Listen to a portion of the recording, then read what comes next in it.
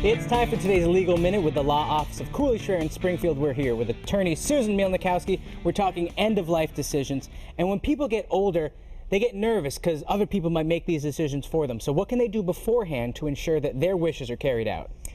In Massachusetts, Code Section 201D of Massachusetts General Laws gives every person over the age of 18 the right to nominate a person to make their medical decisions for them. It's called a healthcare proxy. Forms are commonly available. Your local attorney will have them, or you can get them at your healthcare providers. That code section permits you to appoint somebody to make the decision for you.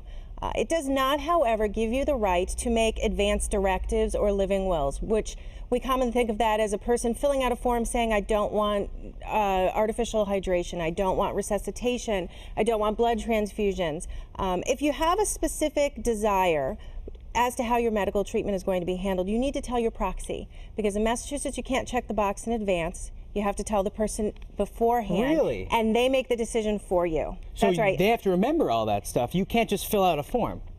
That's a great question. That's a perfect lead-in to say that even though Massachusetts doesn't allow you to have that form as a legal document, we still suggest you do it and give it to your healthcare agent, because when they're making the decision on your behalf, it is the best document in the world to know exactly what you would have decided had you been able to make the decision yourself. Because it's a pretty important person. You know, if you're that healthcare proxy, it's a lot of weight on your shoulders. It is. It's a stressful position. So if you can have something, it's not a legal document, but a set of directives that might help you out. Exactly. And go a long way. Now, what about a living will? What is it? What can you do with it?